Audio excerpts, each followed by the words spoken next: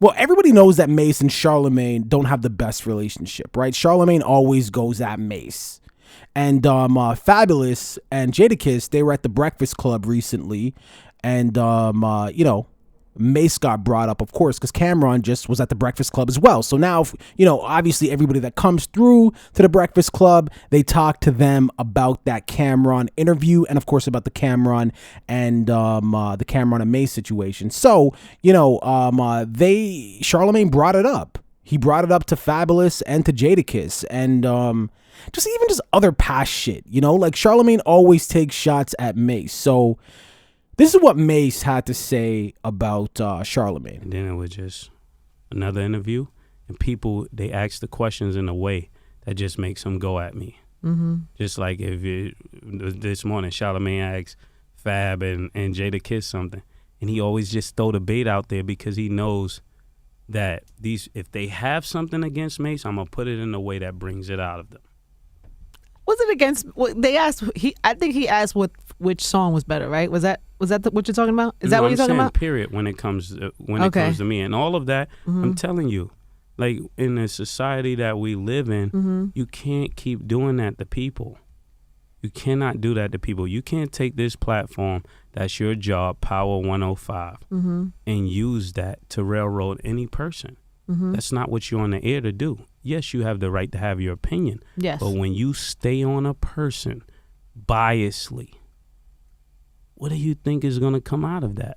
Well, who's doing that to you? I mean, I don't know. Personally, I think that was a bit of a response to Charlamagne. Now, I mean, if you guys follow See the God, you guys know that Charlamagne had said a number of things about Mase. I believe he actually had a run-in with Mase where it almost got physical. And it may have, I can't really remember right now, but I know he had an actual run-in with Mase and or his entourage. So, I believe that response was directly to Charlamagne. Like he was talking about his station, 105, right? Power 105. And again, he was talking about that interview. And to me, what it sounds like is Mase was saying like, yo, Charlamagne baited Fabolous and Jadakiss, and they more or less took the bait. So I don't know. Like I will actually no, I do know. I will agree with that. I will say that Charlamagne did bait Jadakiss and Fabolous with that question. The question eludes me right now, whatever it was, but I do recall the interview, and they did bring a Mase. You know what I mean? And obviously Fabolous, if you guys know, Fabolous and Mase had something, a little tension back in the day. And I'm not really sure too much about Jadakiss and Mase. But the point is this to me is like a completely different person. And I guess that's what Mase is trying to say, right? With this resurgence. He's like, look, the guy who you think I am, you only think I'm that person because of what Cameron has been telling you over the last 20 years. So I don't know, like, do I think Charlamagne's going to respond to this? Maybe, probably not. I mean, at some point, throughout the interviews while this Mase and Cameron thing is going on, I'm pretty sure you'll hear some more shots taken or indirect shots taken from Charlamagne at Mase, and Mase may respond. It seems like he will. Seems like he's got a bit of a chip on his shoulder, but it would be interesting to see Mase come to the Breakfast Club.